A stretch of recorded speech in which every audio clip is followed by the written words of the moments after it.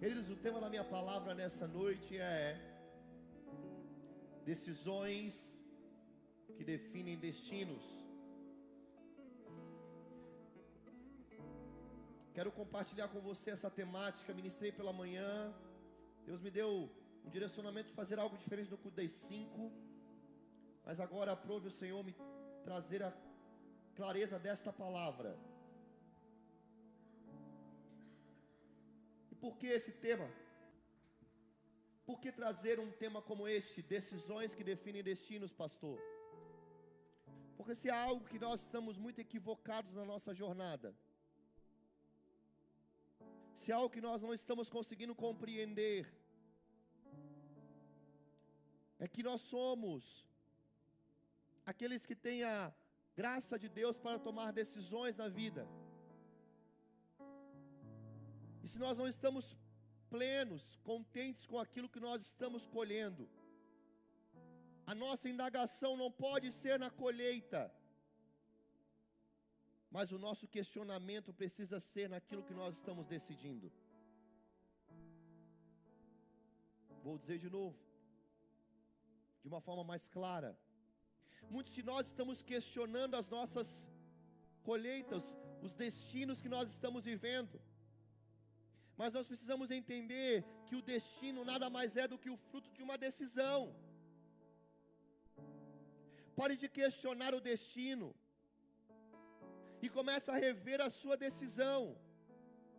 A mudança do destino não está em você questionar ele, mas está em você começar a tomar decisões diferentes. Bem didático, aleluia. Pare de questionar os destinos. Pare de questionar a colheita. Pare de olhar aquilo que você está, de alguma forma, colhendo e dizendo: Deus, por que eu estou colhendo isso? Tire os olhos dessa realidade e coloque os olhos agora no nível das decisões que você tem tomado.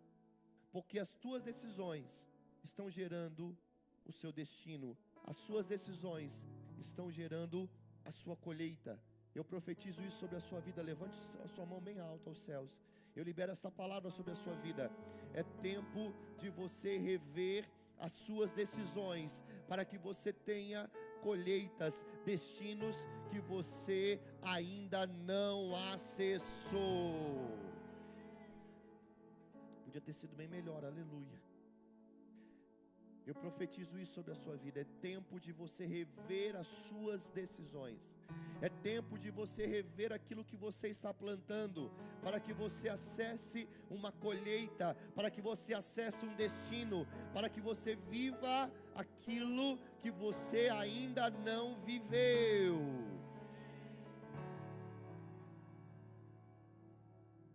Josué capítulo 9. Josué capítulo 9. Nós vamos aprender com essa história que nos mostra de uma forma muito clara o risco que nós corremos de não pensar na consequência, no destino que nós estamos traçando através de uma decisão. Eu quero apertar você hoje, eu quero apertar o parafuso até fazer ele pó, aleluia. E a minha oração é que os seus olhos se abram hoje, para que você tenha uma consciência. Qual consciência, pastor? A consciência que tudo que você está decidindo está gerando uma colheita. Tudo que você está decidindo está gerando um destino. E nós precisamos compreender isso de uma forma ainda maior na nossa caminhada. Diz assim: e souberam disso todos os reis que viviam a oeste do Jordão, em todo o litoral do mar, até o Líbano. Eram os reis dos hititas, dos amorreus, dos cananeus, dos ferezeus, dos heveus e dos jebuseus. Eles se ajuntaram para guerrear contra Josué e contra Israel. Contudo, quando os habitantes de Jebuon souberam que Josué tinha feito com Jericó e Ai, recorreram a um ardil, enviaram uma delegação trazendo jumentos carregados de sacos gastos e vasilhas de couros velhas, rachadas e remendadas. Os homens calçavam sandálias gastas e remendadas e vestiam roupas velhas. Todos os pães e suprimento deles estavam secos. E foram a Josué no acampamento de Gilgal e disseram a ele e aos homens de Israel: viemos de uma terra distante, queremos que façam um acordo conosco. Isso é mentira, né? Verso 7, os israelitas disseram aos heveus: talvez vocês vieram de perto de nós, como podemos fazer um acordo com vocês? Somos seus servos, disseram a Josué. Josué, porém, perguntou: quem são vocês? De onde vocês vêm? Preste atenção, olhe para mim. Aqui é o momento onde nós vemos que Deus estabelece na vida de Josué uma promessa, ou melhor, na vida de Moisés, uma terra. Qual terra? A terra que mana leite e mel. Deus estava conduzindo o seu povo a conquistar essa terra, mas essa terra estava ali com povos, e ninguém que se levantava contra o povo de Israel vencia. Até que esses entenderam: se eu não posso vencer o povo de Deus, o povo de Israel, eu vou me unir a eles. E aqui nós vemos o texto nos mostrando que há um jogo agora de manipulação para seduzir Josué e enganá-lo. Quem está comigo dá um glória a Deus. Eles responderam: seus servos vieram de uma terra muito distante, por causa da fama do Senhor, o seu Deus, pois ouvimos falar dele, de tudo que fez no Egito, e de tudo que fez aos 2 reis amorreus. Verso 11: e os nossos líderes e todos os habitantes da terra nos disseram: juntem provisões para a viagem, vão encontrar-se com eles e digam: somos seus servos, façam um acordo conosco. Este pão estava quente quando o embrulhamos em casa, como saímos de viagem, mas agora está seco. Verso 13: essas vasilhas de couro que enchemos de vinho eram novas, mas agora estão rachadas. E as nossas roupas e as sandálias estavam gastas por causa da longa viagem.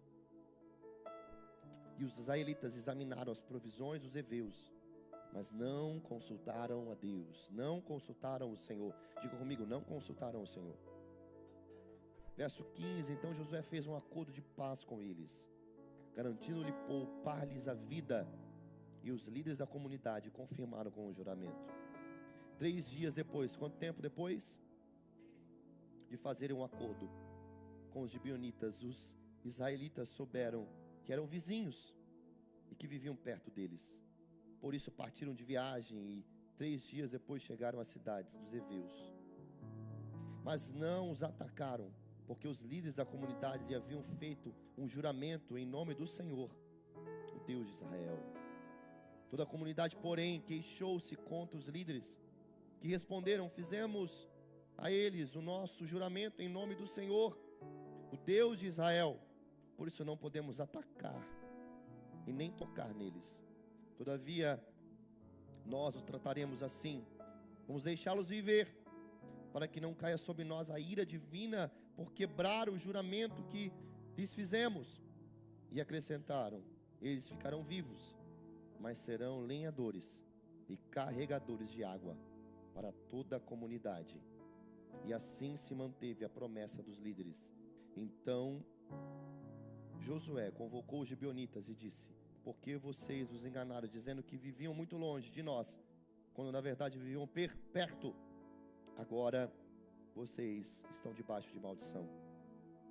Nunca deixarão de ser escravos, rachadores de lenha e carregadores de água para a casa do nosso Deus. Eles responderam a Josué: os seus servos ficaram sabendo como o Senhor, o seu Deus, ordenou que o seu servo Moisés lhe disse que toda a terra que ele confiou e todos aqueles que estavam sobre ela seriam eliminados, os habitantes não estariam mais nela, tivemos medo do que poderia acontecer conosco por causa de vocês. Por isso agimos assim. Estamos agora nas suas mãos. Faça conosco o que lhe parecer bom e justo. Verso 26, eu encerro. Josué então os protegeu e não permitiu que os matassem. Verso 27. Mas naquele dia fez os gibeonitas lenhadores e carregadores de água para a comunidade, para o altar do Senhor, no local que o Senhor escolheu. E é o que eles são até hoje. Essa história, esse texto, me mostram algo muito interessante. Um povo que estava na terra a qual Deus havia dado ao povo de Israel, e ao saber daquilo que outros povos haviam vivido em relação ao povo de Israel, eles entram em crise, entram em desespero. E eles começam agora a ir pelo caminho de fazer um jogo, mentira, engano, sedução, manipulação, para não serem mortos, para não serem destruídos. E a história nos mostra que eles fizeram todo um plano, arquitetaram todo um jogo para seduzir Josué e os seus e fazerem parte do povo de Israel para não serem mortos, não serem destruídos.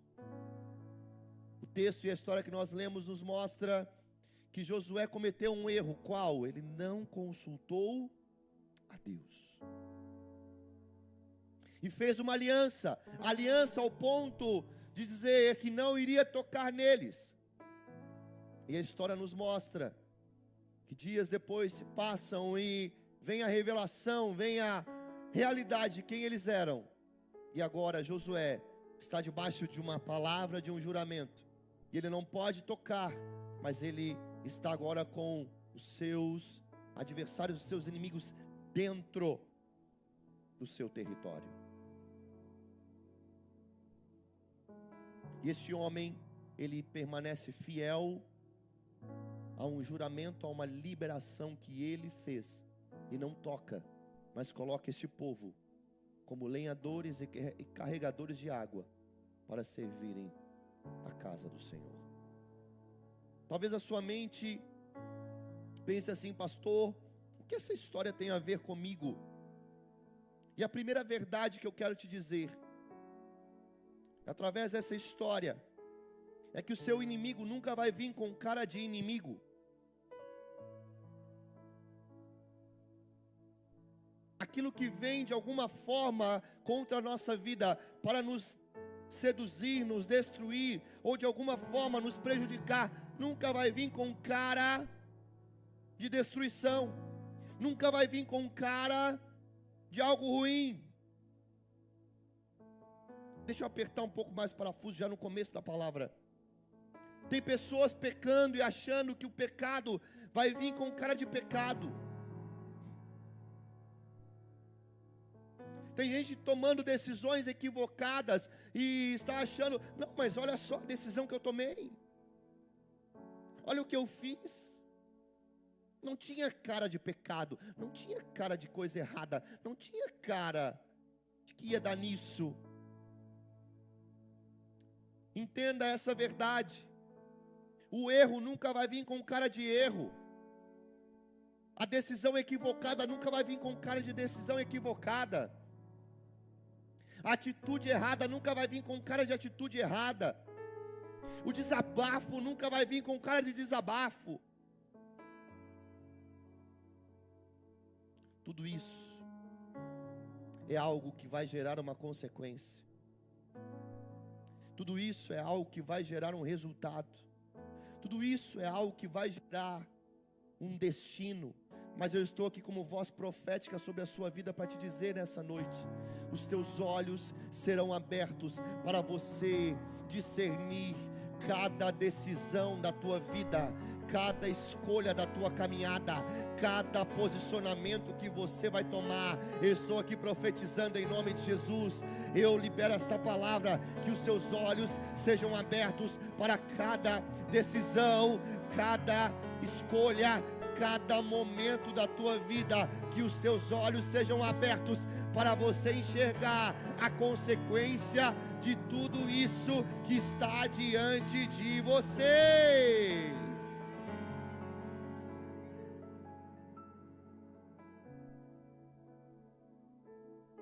Eles estão agora seduzindo Josué. Eles estão agora, de alguma forma, tentando fazer um jogo de interesse com Josué. E há algo que Josué faz, que na verdade aqui ninguém faz, mas é só por base de conhecimento. Josué ouve mais a sua alma do que a voz de Deus. Não, ninguém aqui vive isso, é só por base de conhecimento. Josué ouve mais a sua alma do que a voz de Deus. Se há algo que tem nos feito entrar em rotas de de momentos de infutilidade, momentos onde nós não estamos conseguindo romper, onde nós estamos patinando em realidades, onde nós não estamos conseguindo avançar, momentos onde nós estamos simplesmente vivendo a mesma vida, rotas de coisas literalmente sem valor, fúteis. É o momento aonde nós estamos dando mais vazão à realidade, à voz da nossa alma, do que a voz de Deus.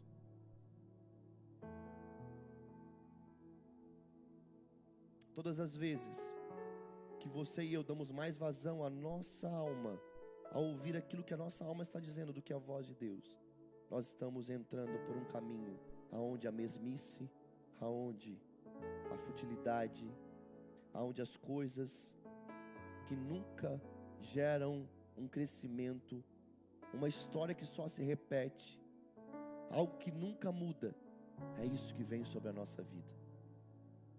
Mas eu estou aqui como voz profética do Senhor para te dizer nessa noite, e liberar isso como um decreto sobre a sua vida, uma verdade sobre você em nome de Jesus. É tempo de você ouvir mais a voz do Senhor do que a voz da sua alma.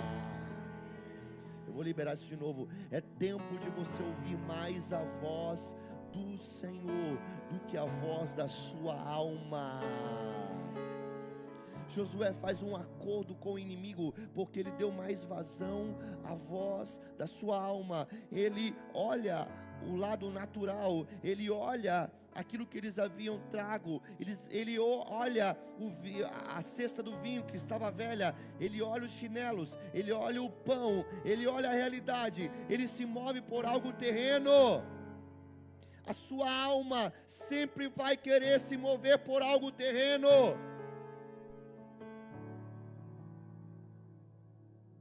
A sua alma sempre vai achar justificativas.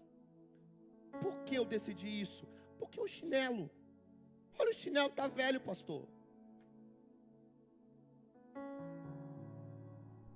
E entenda isso aqui, a alma,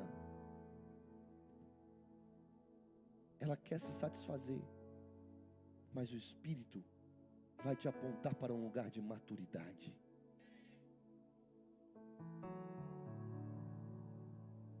Mas a alma, ela é rápida em achar justificativas.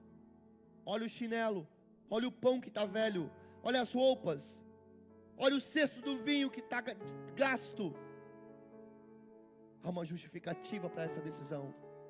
Há uma justificativa para eu dizer que ela não presta. Olha como ela é. Há uma justificativa para eu dar vazão à minha alma e não perdoar. Olha o que ele me fez. Nós estamos ouvindo mais a nossa alma do que a voz de Deus.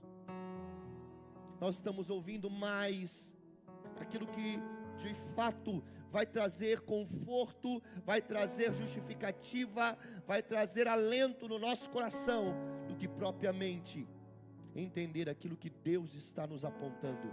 Por isso muitos de nós estamos entrando em rotas, em caminhos, tomando decisões que são equivocadas. Nós estamos fazendo alianças que não deveríamos fazer. O Senhor, me dá a voz até o final. Em nome de Jesus, que os teus olhos sejam abertos hoje, para que você entenda, para que você rompa, para que você amadureça em ouvir mais a voz de Deus, do que ouvir aquilo que a sua alma está dizendo.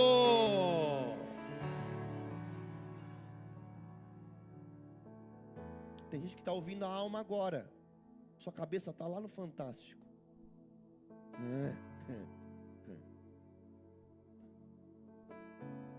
Sua alma, ela sempre vai desejar um lugar de conforto.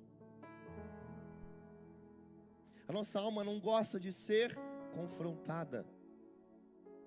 A nossa alma não gosta de ir a fundo nas coisas. A nossa alma, ela rapidamente é dominada por algo que ela vê, que ela percebe. É isso aqui.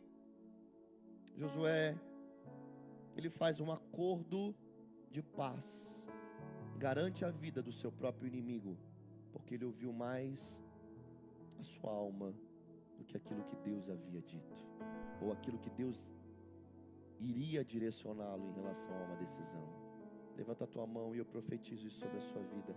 Antes de qualquer escolha, antes de qualquer decisão, antes de qualquer posicionamento, antes de qualquer passo que você der na sua vida, eu libero isso sobre a sua vida em nome de Jesus. Você vai ouvir a voz do Senhor. Podia ter sido bem melhor. Eu profetizo isso sobre a sua vida. Antes de qualquer decisão, antes de qualquer escolha, antes de qualquer passo que você der na sua vida, antes de qualquer aliança, antes de qualquer comprometimento, antes de qualquer coisa que você fizer, eu libero isso. Você vai consultar a voz de Deus para a tua vida.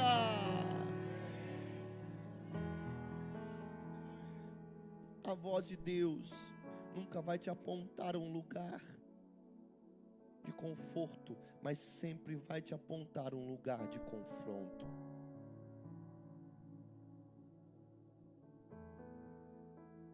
Porque nós estamos tomando decisões precipitadas na nossa vida, porque nós queremos conforto. Nós queremos que todo mundo nos ame, nós queremos que todo mundo nos aceite, nós queremos que tudo dê certo na nossa vida. E agora eu começo a apertar ainda mais o parafuso, porque um dos erros dos gibeonitas foi não entender a estação que eles deveriam viver. O que é isso, pastor? E eu vou te dizer o que é isso. Um dos grandes equívocos que nós vivemos na nossa vida é achar que não vamos viver estações contrárias à nossa história. Os gibeonitas não aceitaram a estação que eles precisavam viver, que era a estação do conflito, a estação aonde eles teriam que ir para uma batalha, ou talvez eles iriam perder o contexto daquilo que eles tinham. E quando nós não aceitamos as estações que nós precisamos viver, nós saímos manipulando, nós saímos em busca da nossa vontade, custe o que custar. Deixa eu ser mais claro com você. Existem estações que você tem que encarar, mesmo que você não quer, ela é necessária na sua vida. Por mais que você não goste do inverno, ele está batendo a nossa porta.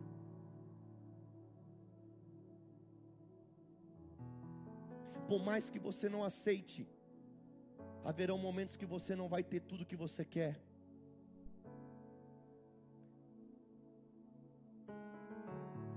Por mais que você entre em crise, haverão momentos que as suas orações parecem que não vão passar do teto. Faz parte, meu filho. Haverão estações que você parece que tudo está dando errado. Pastor, o que é isso? Você se tornou pregador do caos? Não, eu estou falando de uma vida bíblica. Porque tem tempo para tudo. Há tempo de sorrir, mas também há tempo de chorar. Há tempo de se alegrar, mas também há tempo de ficar triste.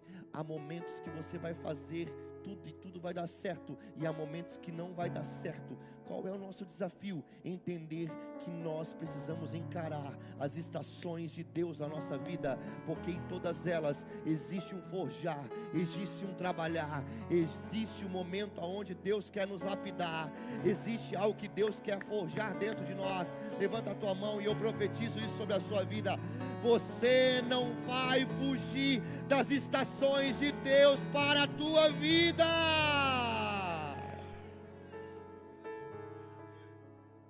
Tudo passa por uma estação.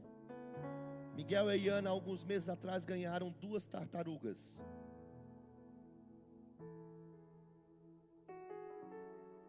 No começo foi o fervor com as tartarugas. Tem um aquário lá em casa, a gente coloca comida e as 2 brigavam pela comida. Começou a vir a onda do frio, as 2 ficam paradas. Coloca a comida na frente, a comida bate nelas e elas ficam olhando a comida. A gente começou a ficar preocupado, falou: meu Deus do céu, será que está morrendo? Será que isso acontece antes de morrer? Aleluia. A pastora Fernanda pegou e ligou na agropecuária e falou assim: então, eu tenho 2 tartarugas e ambas não querem comer. E a pessoa diz assim: eles estão agora na época onde eles não vão comer, eles vão começar a hibernar.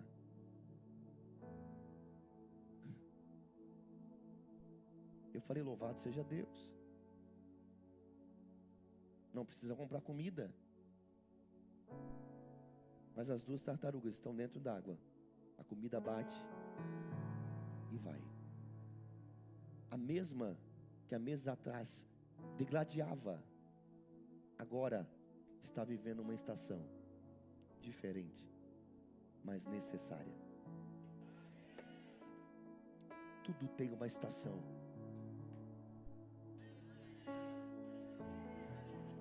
Tudo tem uma estação. Tudo tem uma estação. Tudo passa por uma estação. Tudo passa por um processo. Tudo passa por uma estação. Tudo passa por um processo.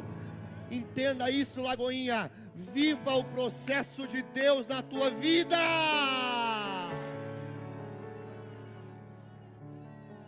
Talvez você está no processo de restauração do teu coração. Viva isso. Mas a cultura aí fora está gritando: foguete não tem ré, foguete não tem ré. Glória a Deus que foguete não tem ré, porque você não é foguete, você é ser humano. E você respeita os momentos que você precisa parar, os momentos que você precisa rever a rota, os momentos que você precisa ser curado, os momentos que você precisa ser lapidado, os momentos que você precisa de conselhos.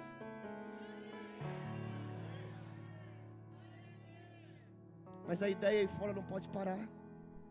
Não pode parar. Não pode parar. Você tem que sempre estar dando o teu máximo. Você sempre tem que estar dando o teu máximo. Você sempre tem que crescer. Você sempre tem que dar o seu melhor. Sempre, sempre, sempre. E é por isso que nós estamos vendo uma geração tão doente. Porque não respeita processo. Não respeita estação. Casamentos que não estão rompendo porque o marido, a esposa não respeita a estação. A estação do parar. A estação de colocar as coisas no lugar. Os gibeonitas estão manipulando, estão mentindo, estão enganando, porque não aceitaram a estação que eles precisavam viver. Quando você não aceita a estação que você tem que viver, você começa a entrar em um jogo de interesse, manipulando, mentindo, porque você quer algo, custe o que custar.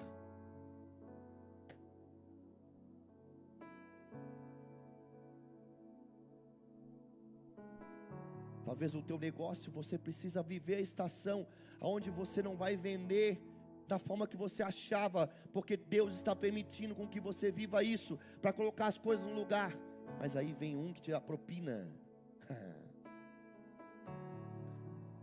Porque eu não posso parar.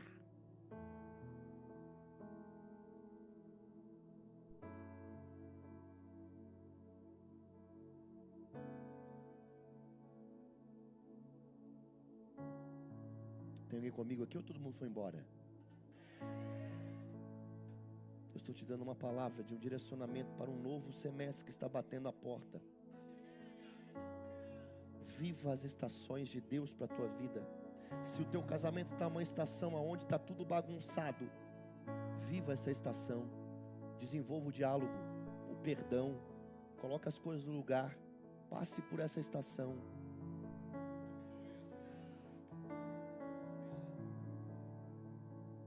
Passe por ela. Pastor, a minha vida financeira, meu irmão, tem estação que você vai ficar com queijo e presunto.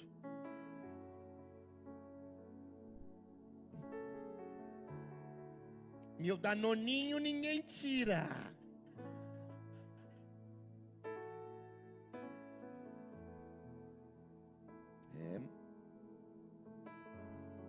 Tem gente que vive endividado no cartão, mas não entende a estação que tem que viver. Tem gente que paga a parcela de carro mais caro do que aluguel de casa, mas não desce do salto.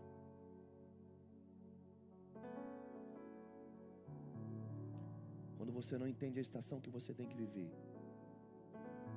você perde o ensinamento que ela tem para te dar.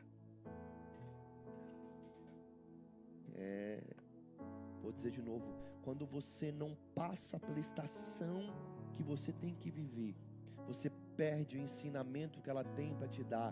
E esse ensinamento que essa estação tem para te dar é a habilitação para entrar na próxima. E é por isso que tem gente vivendo a mesma há décadas.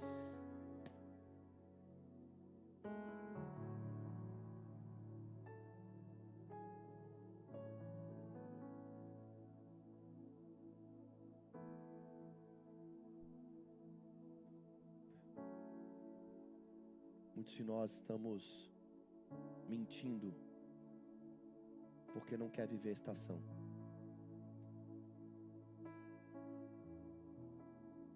Está manipulando porque não quer viver a estação. Está fazendo um jogo de interesses porque não tem a coragem de bater no peito e dizer assim, ó, tô com medo, cara. Por que os gibeonitas não fizeram isso? Só que no final foi falar a verdade. Medo de viver a estação. Mentiu, enganou. Fez todo um jogo pela dificuldade de bater no peito e dizer, tem momentos que eu não vou vencer e vocês vão me ganhar. E agora? Tem gente atrasando muita coisa de Deus na sua vida pela dificuldade de bater no peito de ser verdadeiro.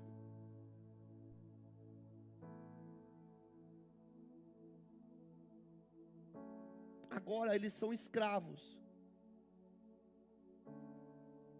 por causa daquilo que eles mesmos fizeram.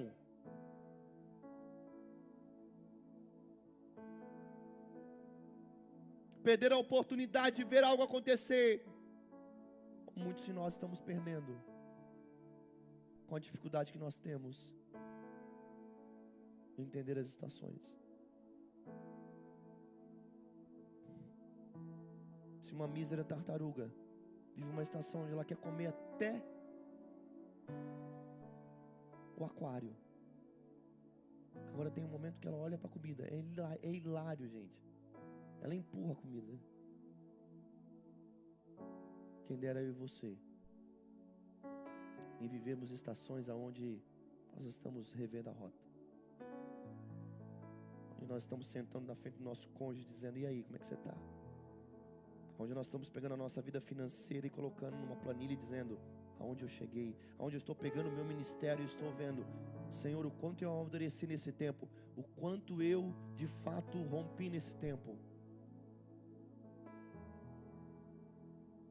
viva as estações de Deus para você.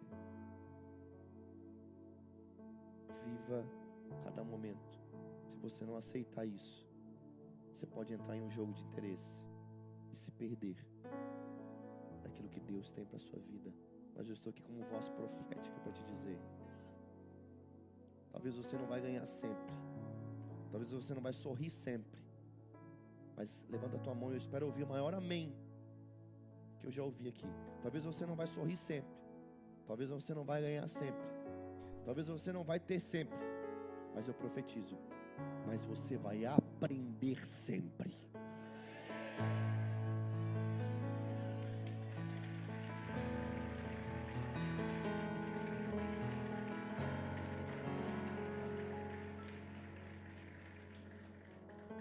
Você vai aprender.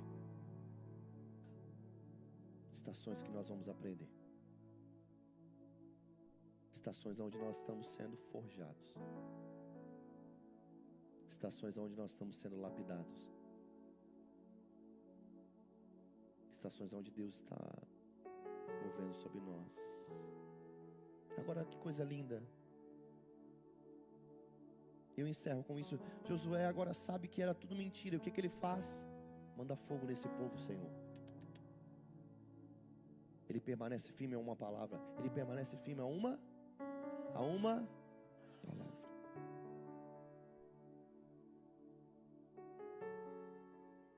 Será que hoje nós estamos dispostos a fazer isso também? Sermos fiéis a uma palavra?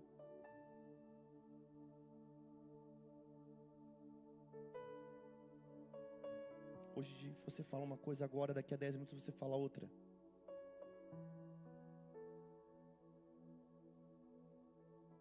Josué está me mostrando: eu sou fiel àquilo que eu digo. Se eu jurei, agora, mesmo com o inimigo dentro do meu território, eu não vou quebrar a minha palavra. Vou fazer parafuso pó agora aqui. Sabe por que ninguém confia em você? Porque de manhã você fala uma coisa, à tarde você fala outra, à noite você fala outra.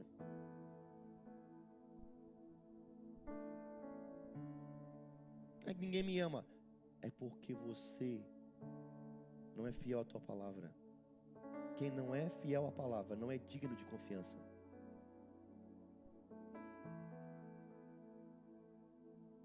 Vou dizer de novo. Silêncio na congregação. Quem não é fiel à sua palavra não é digno de confiança. Porque agora Josué está vendo o seu próprio inimigo se prostrar e dizer assim: você é Senhor sobre nós. Porque ele foi fiel à palavra. Deus honra quem é fiel ao seu compromisso. É hoje, Senhor. Deus honra, Deus manifesta, Deus libera graça, Deus opera o sobrenatural em quem é fiel a uma palavra.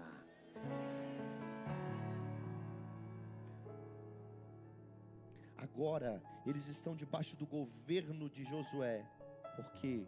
Porque um homem que decidiu ser fiel a uma palavra, mesmo que o inimigo esteja diante de mim, mesmo que eu tenha me arrependido, eu não mudo a minha palavra.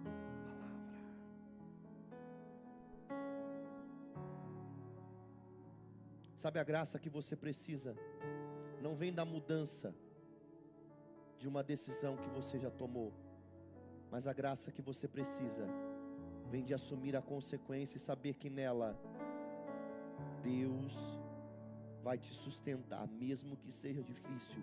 Você terá um sustento de Deus para permanecer e avançar.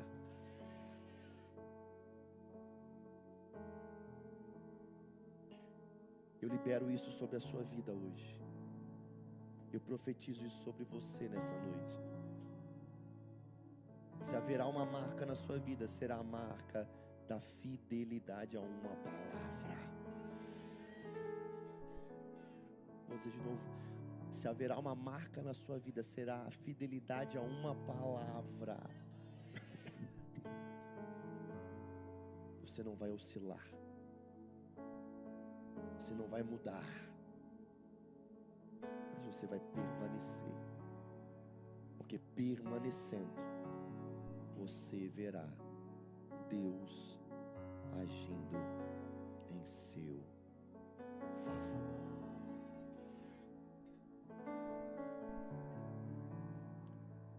Qual é a estação que você tem que viver hoje? Porque Jesus viveu as suas estações.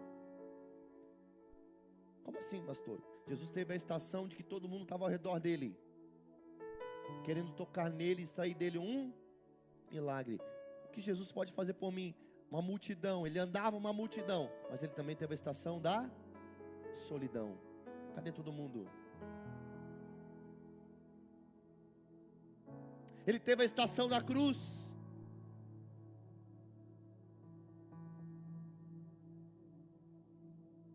Deixa eu... É sério que você achou que tudo na tua vida ia ser 100% sempre?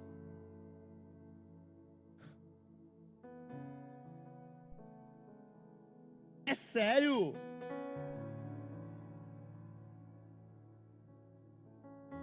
Cada estação, Deus tem um ensinamento. Cada estação, Deus tem um forjar. E cada estação, Deus tem um milagre. Tem um milagre, tem um milagre, tem um milagre, tem um milagre, tem um milagre, tem um milagre, tem um milagre, tem um milagre. No caminho da cruz, Jesus poderia ter dito: não, eu não quero, eu quero passar esse cálice, eu não quero isso para minha vida. Mas ele disse o quê? Eu vim para isso.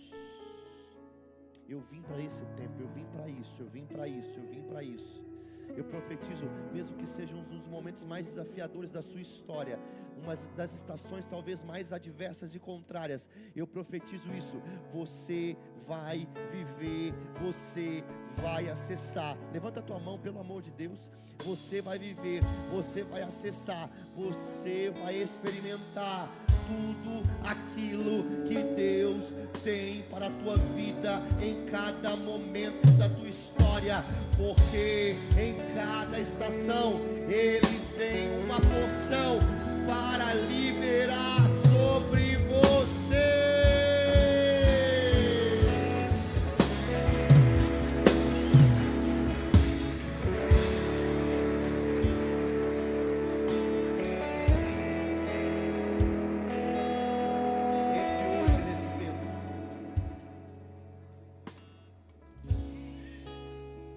Entre hoje e nesse tempo, ao entrarmos em um novo ciclo, decisões precisam ser tomadas. Ao entrarmos nesse novo ciclo, decisões precisam ser revistas. Ao entrarmos nesse novo ciclo, posicionamentos precisam ser feitos. Eu te pergunto hoje: você está disposto a entrar nesse tempo? Você está disposto a entrar nesse tempo? Entre, para que você não tenha que talvez cair nas mãos do seu inimigo, num jogo de manipulação, num jogo de interesse,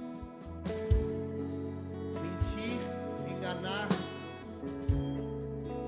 Ouça a voz de Deus mais do que a voz da sua alma, e amadureça em cada